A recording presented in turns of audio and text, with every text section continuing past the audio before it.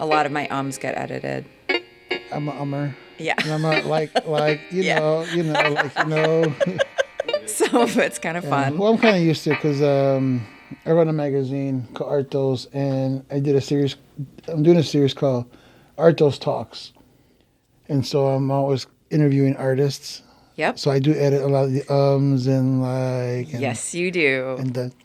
Right. We had a lot of this too. Oh yeah. And see, so it's good. Well, welcome, Frank. Welcome to In the Act. It's a radio program on process in the creative life. Creativity does not just start and stop with artists. We all make aesthetic and guiding decisions, and our aim is to talk through the process, investigate how we choose to express ourselves and live creatively. And we're just connecting with people about their lives. So that's the subject of our show, broadcasting from Mead Public Library in Sheboygan, Wisconsin on Mead Community Radio. I'm Erica Hunsinger, and this is In the Act. Today's guest is Frank Juarez. Hi, Frank. Hey, Erica. So glad to have you on. Thanks for agreeing to be here with us. This is going to be our little timer just to give us a visual Excellent. for things. So we Was that water both for know. me? Or? That water is for you. All right. I should have introduced you to your That's water okay. before we started. But That'll be the blooper reel. it's all blooper reel, I think. We need more comedy in this world. That is so true. So I wanted to kind of have you on because I feel, I know you on so many different levels, but when I think about you, I always feel like the words that pop up are like dynamic, engaged, present, searching. And I think those are really amazing attributes for a person or a human to like that's kind of how I see you in some ways. Mm-hmm. And having those that sort of like engagement in the arts and with people and building relationships and community is such an important part of who you are and what you do. And so I wanted to have you on to have other people hear your voice and to get to know you and what you do and how you choose to live creatively. Wonderful. Yeah. So what would be a great place to start, I think, might be, like, what was your sort of, give us, like, kind of a background about yourself. How long is this show? It's an hour, so we're doing, like, 3 bits of 17 minutes. But, right. Just, like, maybe just important pieces that you feel, are important for you. Okay. Yeah. Well, I do have a great story. So cool. My upbringing in terms of art began in elementary school. Yeah. And so if you ever had the opportunity to talk to artists or art teachers and you ask them, when did you start making art? Well, it's an art class, or my parents were artists, or my parents were art teachers, whatever the case may be. But for me, it started in elementary school. And I remember I had a best friend named Ramon Alvarado, which I remember to this day, and he was an artist as well. And so one of the things that was pretty popular in my school is drawing competitions. Yeah. So they would always put like the best against the best. And so I would compete against my friend Ramon. He would draw ninjas, and I would draw Scooby-Doo. And to determine who the winner was, it was by applause from your classmates. And so I think it was a tie. But that's kind of how I started. I just picked it up. I'm always curious as far as where I got my interest in art. And my father doesn't draw. My mom doodles. So I'm kind of thinking I might have just picked it up from my mom. I don't know. But that practice of drawing or doodling carried with me throughout middle school and high school. And if you remember back into your high school and you said, who are your popular athletes? You can name them off, or who's your smartest, classmates. Even if you ask, who are the artists in your class, you can generally pick those people out. And so, luckily for me, I was in that category of being one of the best artists in my class, and that kind of carried through high school. And when I graduated from Bayview High School in Milwaukee, I went to Carroll, and my interest was not in art; it was in pre-med. Huh. An area that I really liked and excelled in was science, and so it just kind of carried with me. By the time I was a sophomore in college, I decided that pre-med wasn't for me. It was just too difficult. I didn't have the study skills. And so I kind of fell back towards arts, but I wasn't quite sure what I wanted to do. And since I liked science, I wanted to become a medical illustrator. Yeah. And then I took several courses and then realized, yep, this is not what I want to do. It was too difficult for me. And so I just focused on art. Graduated with it's a liberal arts college. It was a Bachelor of Science degree with a commercial art emphasis. And so I did a few interviews after I've graduated as an entry-level graphic designer, and I just did not like that experience. I felt that I wasn't creative, and I was just doing it because it's a job. Yeah. And I wasn't quite sure that's what I wanted to do with my life. And so this is where my story gets interesting. Yeah. So I graduated from Carroll in 97, and then I went to Barnes & Noble. I think it was in Bayshore.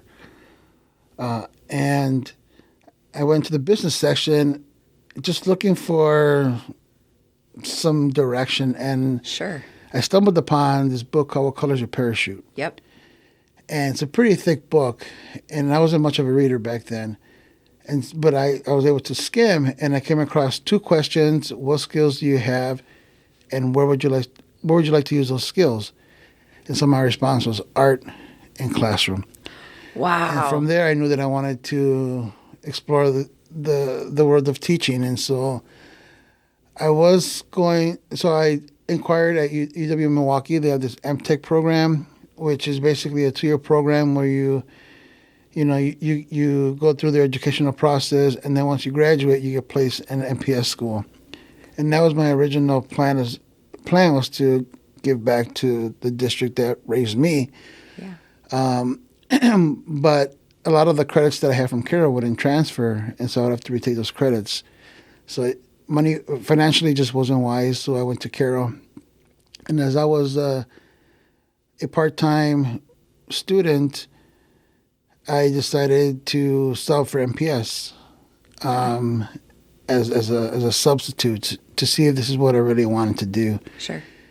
And I did that for a couple of years, and luckily I ended up in a few long-term vacancies. And what's really cool was I was at one school, Walker International Middle School in Milwaukee, and the principal there was my science teacher in middle school. Oh, wow. And the assistant principal was my science teacher in middle school. Wow. So it was kind of serendipity. it was neat to be able to, see them again, because I liked them both. And so one thing led to another, but I think my turning point was when I was at a charter school called Lady Pitts at Custer High School, and Sheboygan has something similar. It's called TAP. It's a teenage program. Okay. So women that have babies in high school. Yeah.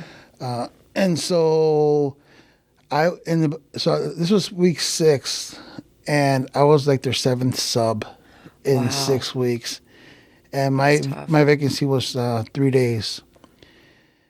And I remember at the end of my 3-day assignment, the best thing to do as a sub is to thank the principal, thank the staff for having you. And so I went to Sheila Harris at the time, who was a principal, and I just knocked on the door, and I just said, I just want to thank you for having me. I had a lot of fun, whatever, blah, blah, blah. And she's like, come on in, close the door. And this was probably like 2000. Yeah. And I sit down, and she's like, I hear you have an art degree. I'm like, I do. She's like, if I was to give you an art class, would you be willing to stay longer? And I'm like, yes. So I was there for 3 months. Wow. And I remember towards the end of that 3 months, they threw kind of a celebration, which is rare for a sub. Oh. And their colors were yellow and red, and so they had a school T-shirt that they all signed. And so I knew from there that I knew that I wanted to be a teacher. Wow. Yeah. So that's such a beautiful story. Yeah, but everything that I've as far as like my path in art has always been driven by reading, by literature. Really? Yeah.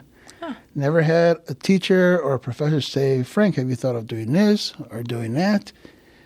I just, just from reading. Wow. Yeah, so some kind of like the black sheep of art education, because most of my colleagues, like I said, their upbringing was with art, and mine was just a curiosity, and it was kind of my way to escape from life, if you will. Sure. I didn't have a lot of friends in high school. I was very introverted. Yeah. But then when I got into college, it starts to open up a little bit more. Right. Yeah. And were you still drawing as your medium then? So, just curious. So in college, I took art classes. Yeah. And I remember I was taking a drawing course, and I got a B in the class on a project or in the class, and Barbara Reinhardt was my professor, and she's like, I know you can do better than this. And I could. I just wasn't really into it. Yeah. So the art thing, once I graduated from Carroll, it was kind of my degree, if you will. But I really didn't start making art the way I wanted to until I graduated from school.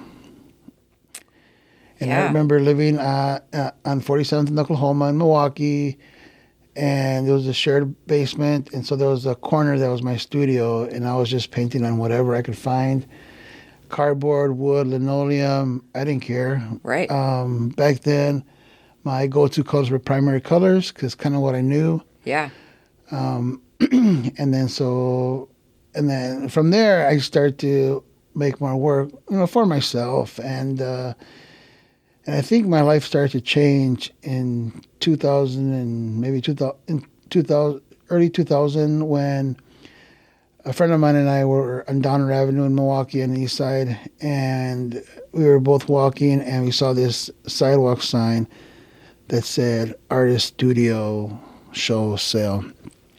So we walk into this person's house in the front room, and there was this artist named Thea Kovac, who's a watercolorist, and she had a guest book. And so I was never taught like the etiquette to go into an artist space. So I signed my name, and she's like, are you an artist? And I did not know how to answer that. Sure.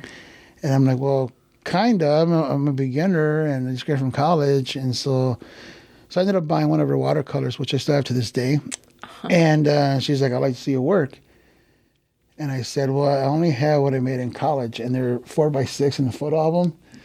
And she's like, well, that's fine. And so we met at Boswell Books, which is kind of like across the street from where she lives. And we met, and she looked at my photo album. She's like, these are pretty good. And she's like, have you heard of MATA, which is the Milwaukee Area Teachers of Art? And I'm like, no. And she's like, so she basically said that it was a group created by art educators for art educators that are artists as well. Huh. And so I'm like, oh, that's cool. And she encouraged me to submit my work to be, juried into. And I'm like, well, I'm not an art teacher. And she's like, what's the worst thing they can do is say no. So I submitted my work, and then a couple of years later, I became president. Wow. But the nice thing about that is I learned a lot about the exhibition process, the Sure. promotion. But I also learned that, excuse me, being part of a group that are like-minded, you have a better opportunity you have a better chance to find opportunities. And so for me, I was looking for a job.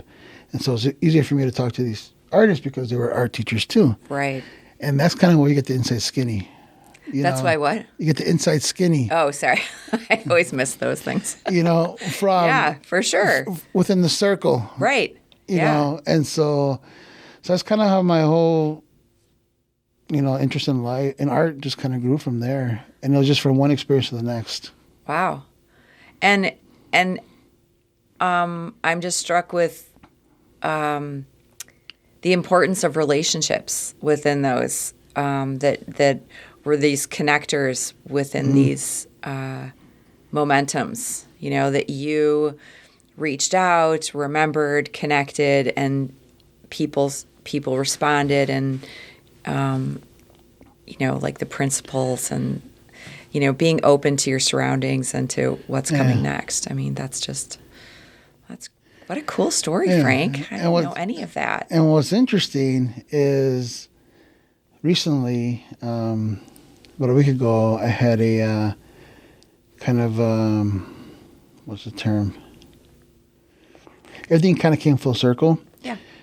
Because I, along with another artist, Jim Toth, who's a sculptor, and him and I juried the Wisconsin Visual Artists Southeast Chapter Artist Showcase.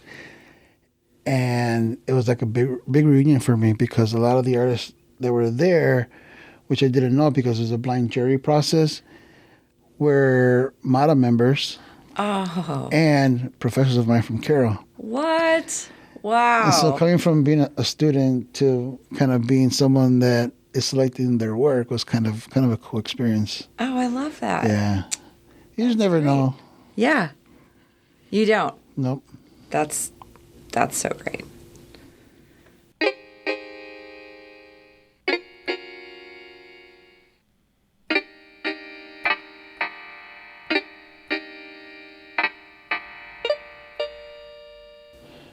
So yeah, I think you sent me a link and I looked at it briefly, and there's a few names that I recognized. Yeah. So there'll be more.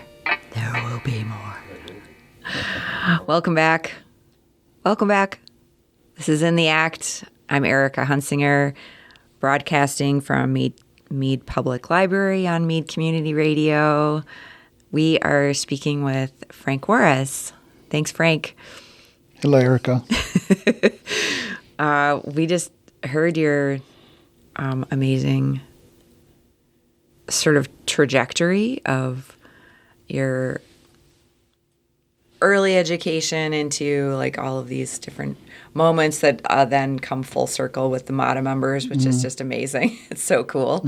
And I think that might, I mean, we can steer this however you want, but I want to talk about your artwork. I want to talk about your teaching. I want to talk about your art dose, your art interviews that you do, artist interviews and studios, and what would you like? So I want to like kind of send it over to you. Like, what would you like to share about? I think we'll start with my art practice. Cool. So I started to paint. So I call myself a painter. Yeah. And when I started painting my way, it was in early 2000. And so I just painted on whatever I came across. Didn't matter if it was wood, linoleum, cardboard. I mean, I was freshly out of college, didn't really have a lot of money. But I would say that my art practice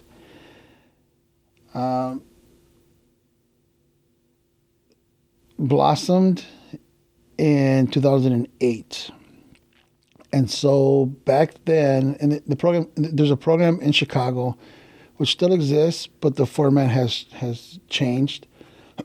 So there's this program called TICA, It's called the Teacher Institute in Contemporary Art.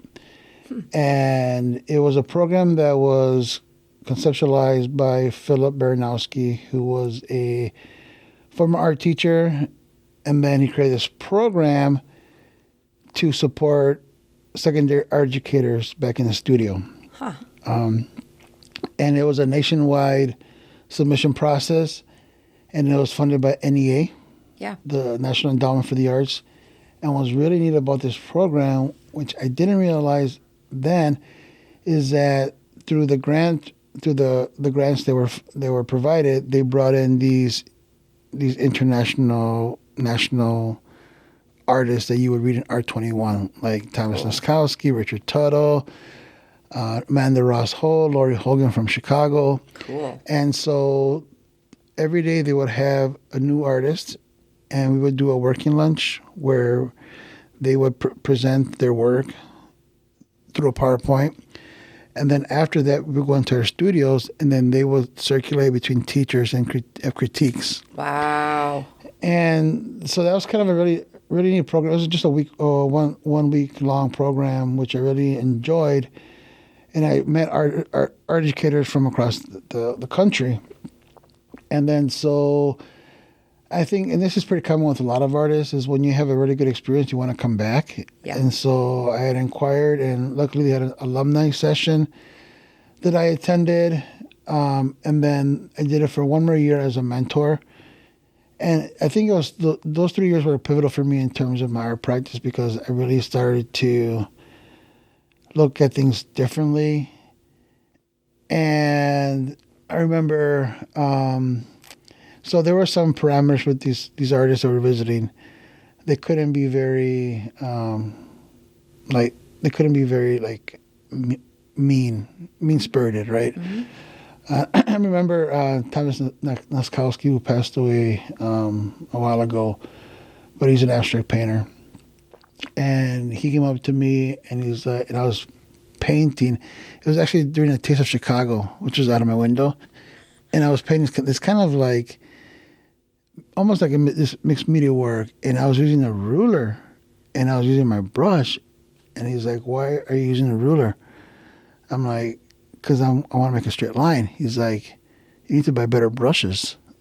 And so I'm like, "I probably do." And supposedly he wasn't supposed to say stuff like that, from what I was told. But but I'm glad it did, because it just makes you look at things a little differently. And so it's a really great program. And I remember I was taking the mega bus from the Amtrak station, and once again I found myself finding books, and I bought this book called The Artist Guide by Jackie Badenfield, and it was a practical, book for artists. Just very basic questions like, why do you make art? Like those kind of type of questions. And I remember in the book there was activities, and one of the activities she had was to write your own obituary. Huh. And I was like, nope, I'm like probably 26 or 27 years old. I'm like, I'm not thinking of dying. This is weird. And so I came to find out later that it made sense, because when you pass away, people tend to read, they share what they thought of you, and so I kind of translated the obituary to almost like your own personal mission statement. Like, what are you really about, right? Right. And so I did write the obituary. Like, when I died, I want to be remembered as a great art teacher, a great artist, whatever. But then I took it a step further, and it really made me think about like my legacy, because I don't have kids, and so if and when I pass away, what do I leave with, right? And as I get older, that conversation comes up more and more. Mm-hmm. And so I kind of wrote my own mission statement, and it's very basic, something to the effect of like, just experience anything art related. So back then I was teaching, I was making, but I knew that in art there's more than that, just that. There's promoting, advocating, selling, and so I started to find ways to engage in those type of activities. And coming from an education background and not actually be in tune with the art community or the art world, I just took every opportunity possible. So it was that book that kind of like took me into a different path. Wow. And so that was interesting. It's like finding the right questions at the right time. That's it. Yeah. And the thing is, I wasn't like looking for a sign, Yeah. It just came across it, Right. and so that idea of like, what is art? Yeah.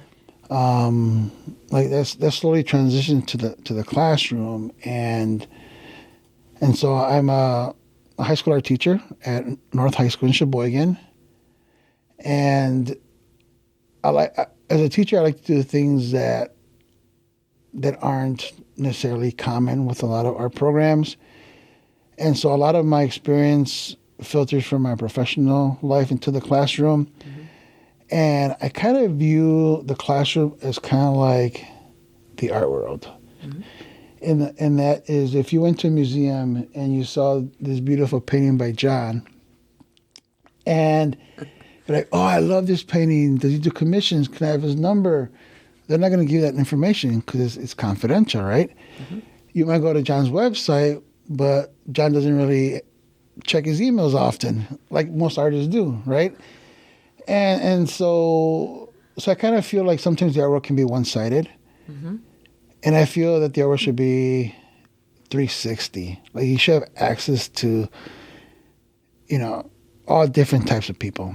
And so having some experience as an artist, I know that when I teach my kids, I do want to teach them about art, but also about the world outside of North High School. Yeah. And there are these other opportunities that exist.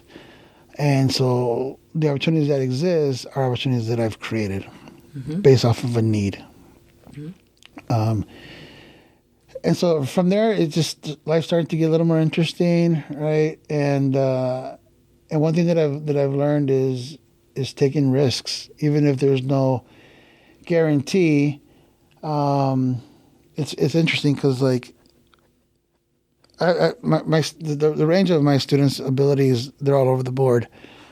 And so when I see some pieces that are really excellent, I'm always looking for opportunities. And when I find an opportunity, I'll approach a student and I'll say, I really want to submit this to this competition or whatever. And she's like, am I going to win?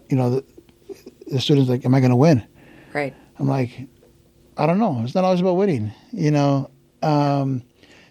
or even like we do this project called Pastry Delights with my advanced kids. And so what I do is I go to Johnson's Bakery and I buy donuts, and then they pick a donut to draw and paint in oil. Okay. And then they can kind of throw their own little artistic flair to it. Sure. And when I drop them off at Johnson's Bakery, technically they're not for sale, but I do get people inquiring, which I have sold donut paintings to people. So they show them in. Yeah. That's cool. For like 3 or 4 months. It's just cool. And I had one student who graduated a few years ago, and I'm like, Brooklyn, I got this email from this guy that wants to buy your 2 donut paintings. How much do you want for it? He's like, I'll take $20 a piece. Right. And I'm like, no. Yeah. And so then you kind of get into the discussion of the business side of art. Sure.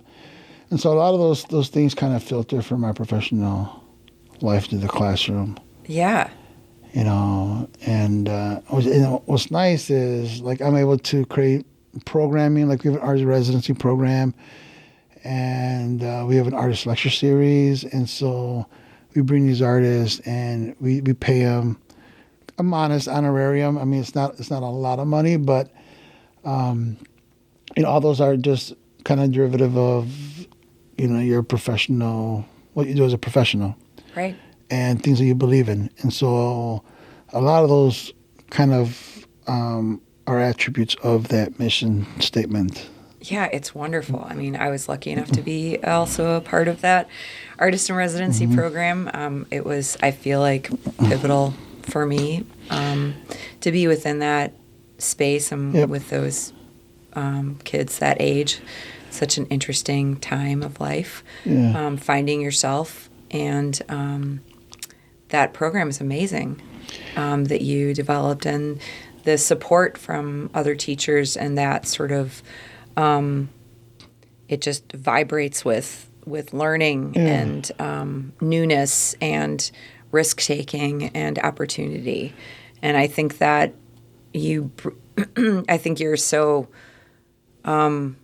pivotal in terms of bringing that headspace to people and with people and for people. Yeah, and the thing is, there's no recipe to follow, and so I didn't want to single you out as a former artist resident, but you were. Which reminds me, I still have some of your pieces in the clay room. Oh, really? Yeah. So if you want them, come over. Okay. But that I did the artist residency actually started in January of 2014. Okay. So I had a couple of students that have now graduated, and like with teaching, advocacy is such a big part. Yes. And that is something that we're not necessarily taught in depth in school. They touch upon it, but advocacy can look different depending on your comfort level, just your program, etc. And so I had approached a couple of students, Erica and Carly, and I had asked them if they would be willing to create an advocacy video promoting the art department. It's awesome. And at first they didn't want to, but they finally said yes. And so they're like, do we have to do what you just want us to do, or can we make up our own thing? And I'm like, well, why don't you make up your own thing? And so they did a splatter paint fashion show. Nice. And it was choreographed. It was in the hallway. We put plastic sheets. We mixed the paint. We had students lined around the perimeter where they throw paint on these students, and other models were wearing white. Awesome. But we didn't realize that when you put paint on plastic, it's slippery. Oh. Which we know some kids almost fell. But the reason why I bring that up is because when they had mentioned that, I immediately thought of someone that I know, Miranda K. Levy, who was on Project Runway in Milwaukee. Oh. And so I reached out to her to see if she'd be willing to come and observe this fashion show. Yeah. And if she had time to give these students some feedback. Sure. And so I invited administrators, whatever, and Jason Bull was my principal at that time. He's like, would you want to do he's like, what are your thoughts of doing an art residency program at North? And I'm like, sure. Yeah. So that's kind of how that all kind of evolved. I love it. Yeah. That's fantastic. Perfect. So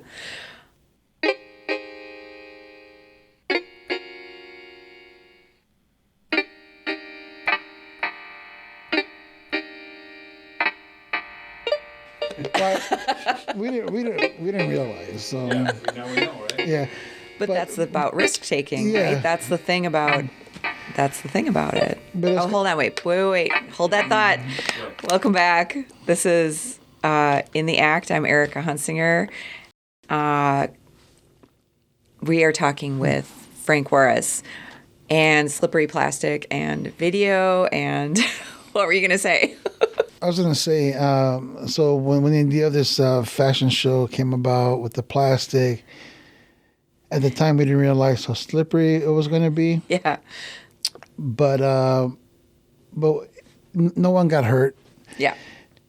And we did have a student who was into video, so he was able to incorporate a student that almost fell Yeah. into the video, Nice. so it became kind of comical. Right. But it was just a cool experience. And as I was, talking a bit early, a few minutes ago, like there's no recipe on how to develop an art program. You do things that you feel are best for your students, for your staff, for your school community. And so having that mindset made it easy for me to transition into my professional life, because everything, professional experiences come into the classroom, and classroom experiences filter into my professional life. Absolutely. And so having the fact that I've been practicing that type of mindset, growth mindset is what it's called. It was easy for me to transition to other art-related things, and so Artos magazine. So that originated in 2013, and this is kind of a cool story. So I have one of my good friends, Randy Barron, who lives in Virginia, and we were friends since we were both taking a college-bound math course at UW-Milwaukee as seniors in high school, and we reconnected at Carroll. But we've been friends ever since. And so Randy's a science guy. I'm an art guy. And every time that we would get together, we would go to art galleries, art museums, studio visits. And so we would go down to downtown Richmond. And as a tourist, Yeah. I don't know where to go. And Randy at the time, he doesn't go to galleries, he doesn't by himself. It's just easy to go with another art person. And so we went to this one, I think it might have been a retail shop, and I picked up this arts guide. And I've never seen that before. And when I picked it up, like, our interest was gallery, so it was easy to go to the directory, gallery, so here's where we're gonna go.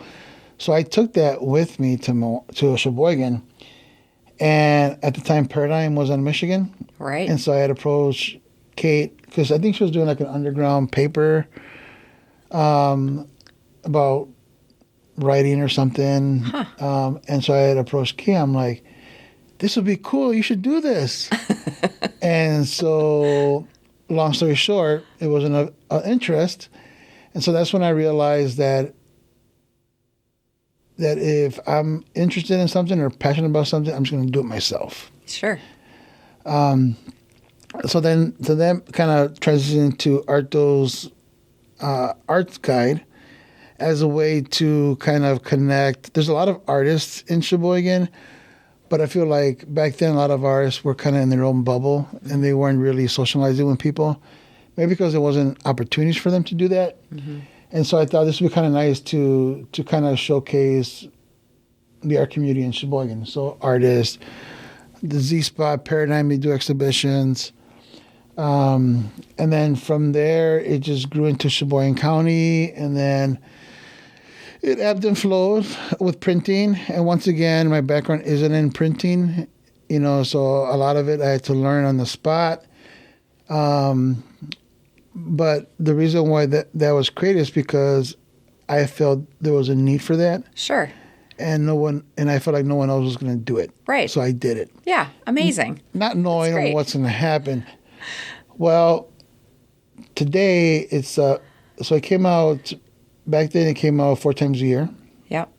And so now it comes out twice a year as a magazine. And they're circulated throughout Northeast, Southeast, Southwest, and Northwest Wisconsin. So that's been kind of a fun That's thing amazing. to do. Yeah. That's amazing. Yeah. So it's really about, you talked about relationships. Yeah.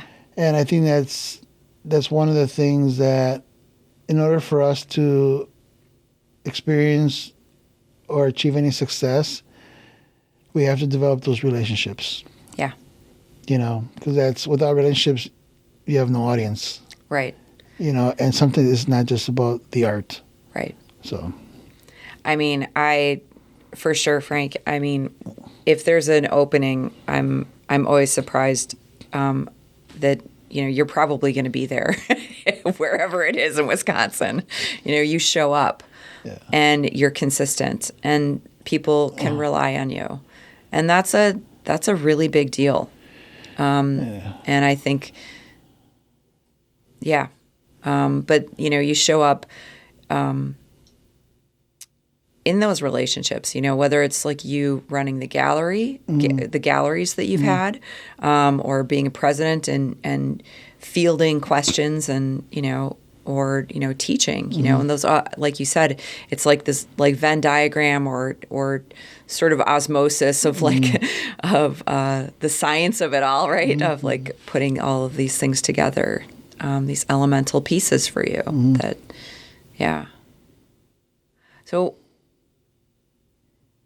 you talked a little bit about what inspired you, like what inspires you, and like things that you feel passionate about. Then that's like your direction to kind of go towards, and that books have been an imperative part of that, and these relationships. And I think that's such a great guiding force to talk about. It is. Speaking of literature. So I had a gallery in Third Ward that I closed December of 2019. And the reason why I closed the gallery is due to the fact that my heart wasn't in it anymore.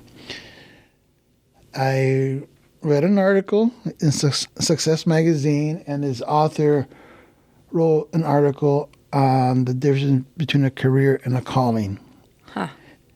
And we all know what a career is. We all know what a calling is.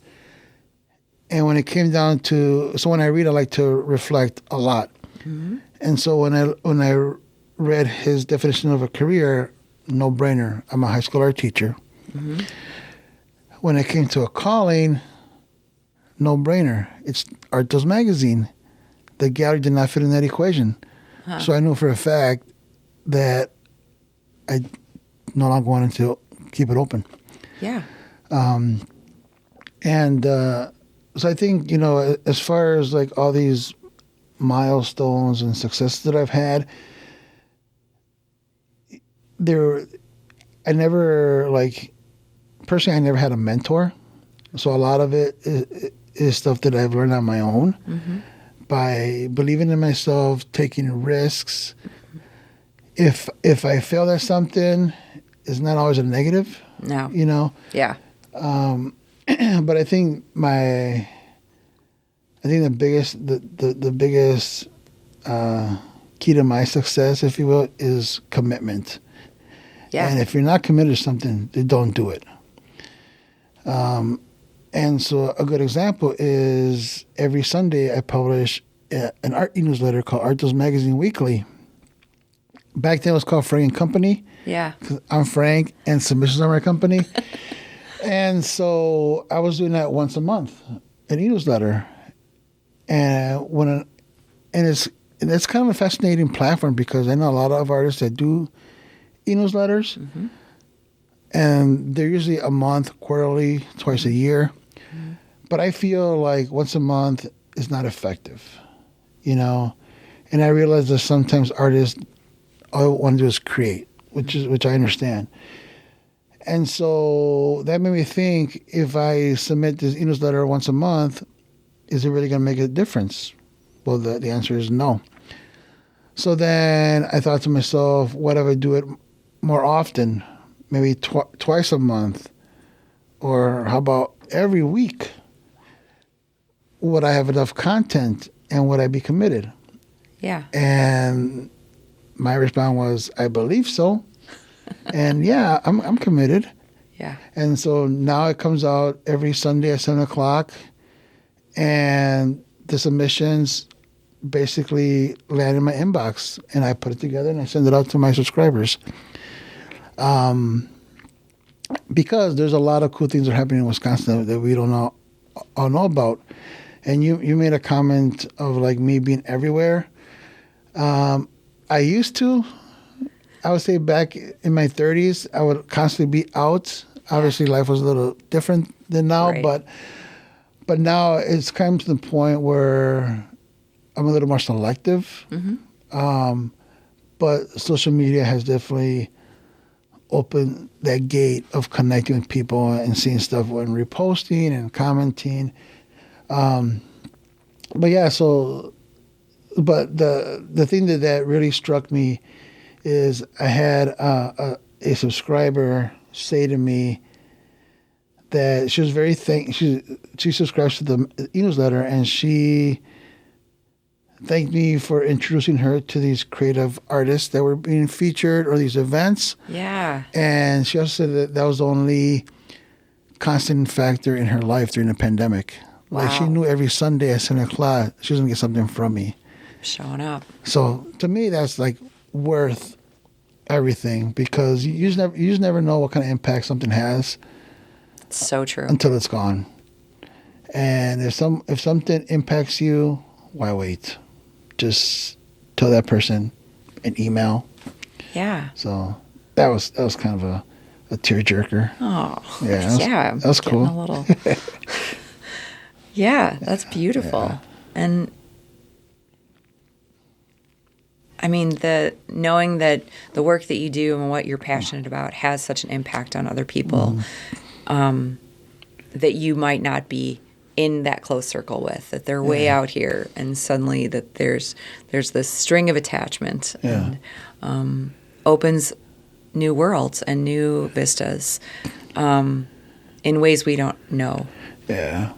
And I think a lot of things that I do are based on my own experiences. Yeah. Like thinking back when I started painting, I didn't have anybody to look up to. Nobody was helping me.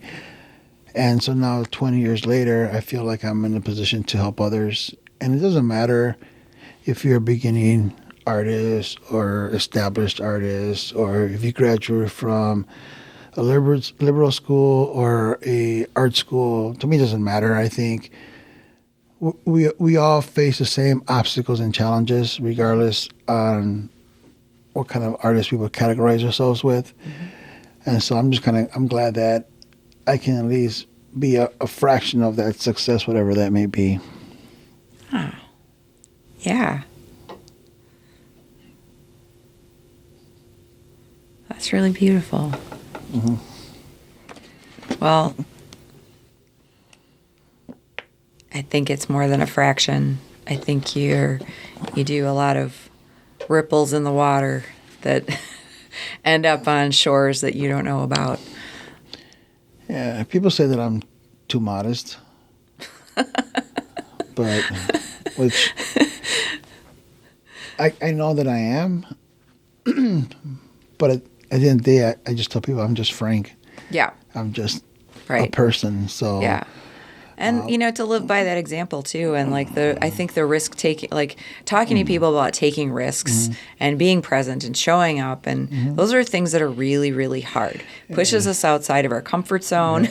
It's not comfortable, and doing like fun things. Like you also do, like the stickers of your face that are everywhere. Yeah, I haven't done those in a while.